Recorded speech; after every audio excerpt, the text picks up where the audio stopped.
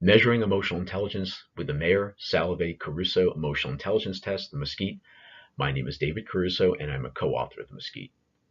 In our view, emotional intelligence is an intelligence, and it's a set of hard skills. Many approaches to measuring emotional intelligence use self-report.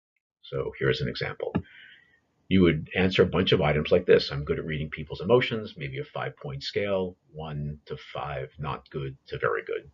It's really interesting to know what people think of their skills, but that oftentimes is different than their actual skill level.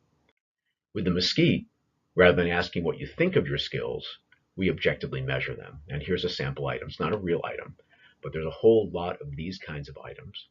And there's a better and worse answer here. The answer key is determined by polling a group of international emotions researchers. So again, there's a better and worse answer. What we find is that people are fairly poor judges of their emotional intelligence. In this study, people often overestimated their EI, and they were therefore more likely to discount the validity and the relevance of these skills and results. This means feedback is really complicated and difficult for the MSCEIT.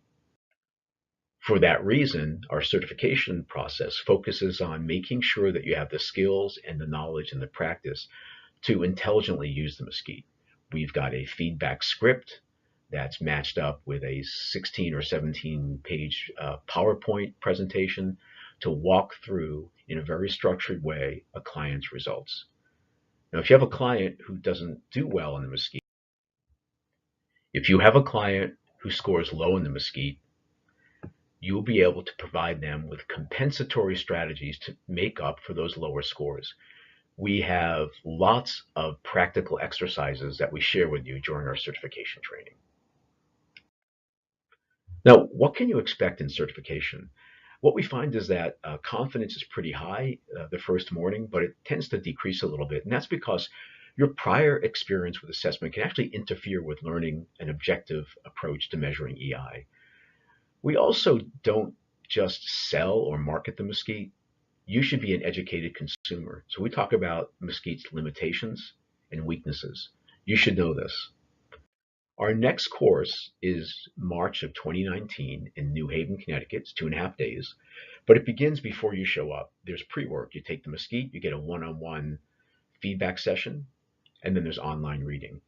During the course itself, you learn about EI, the MSCEIT, this feedback practice, this role play.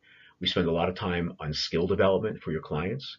Now, after the workshop, you give the MSCEIT to a test client. You write up their results. We give you feedback on your analysis, and then you provide feedback to that client and let us know how it goes.